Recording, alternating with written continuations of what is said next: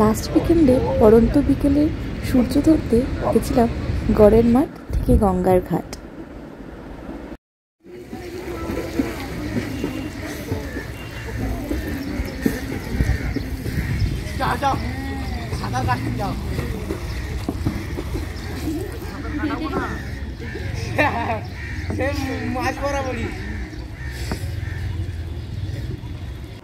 কেন জানি না, কি যেন এক অদ্ভুত শান্তি আছে এখানে।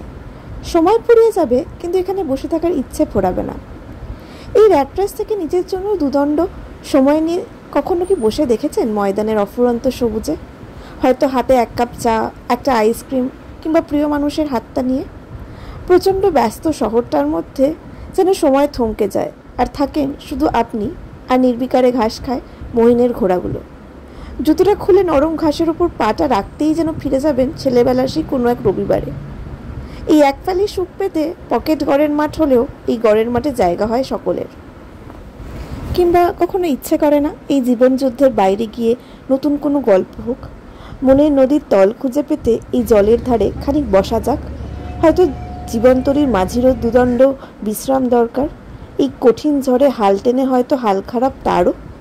মনে হয় না কেমন হতো যদি অকারণে ভেসে বেড়ানো যেত এই জলে, আর টুপ করে আপনাকে এসে ছুঁতো এক ফালি সোনালি রোদ্দুর। সাঁতরে পার খোঁজার চিন্তাই হয়তো অর্থহীন। যতদূর চোখ যাবে দেখবেন শুধু শান্তি, আর দিগন্তে এসে মিশেছে রোজগারের সব ক্লান্তি। চোখের পলককে আরাম দেবে সামনের আসমানি রং আর কিছু পথ হারানো পাখি, যেন জ্বরের পরে কপালে রাখা মায়ের হাত। দিন শেষে মনে হবে আপনি সত্যিই মুক্ত।